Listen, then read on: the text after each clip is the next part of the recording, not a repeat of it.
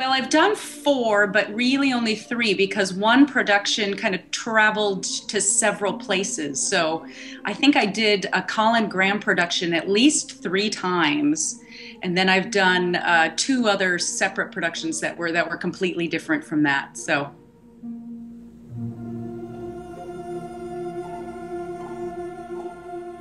I think it's got to be those costumes, the fantastic geisha costumes, and then what I really had fun with is sometimes the opening scene, the wedding party has a lot of chorus time and a lot of chorus rehearsal.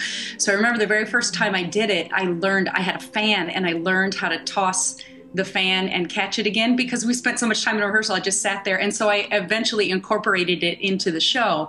And there's only one time I dropped it, and it wasn't my fault. It was in Santa Fe and the outdoor theater, and the wind was blowing and the wind caught it.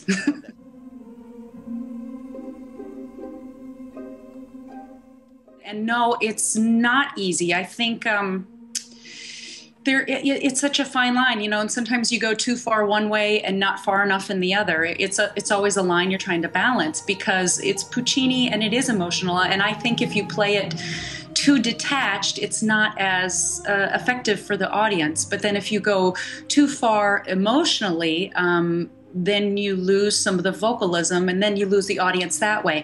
So it is a fine line to kind of tread. And I think another thing that makes this role incredibly difficult is that she's a young girl. She starts out as 15, you know, and by the end she's 18. So there's always an element of running around, and depending how you stage it, you can get really physically tired too. So that always adds in another element of difficulty.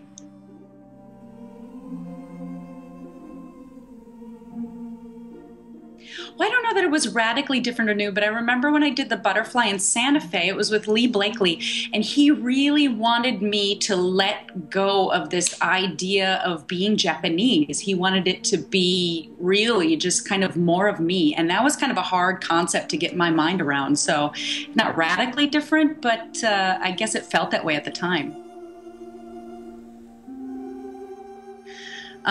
So it's kind of interesting how he changed it along the way, I think, according to what he was getting feedback from opera companies and reviews, etc.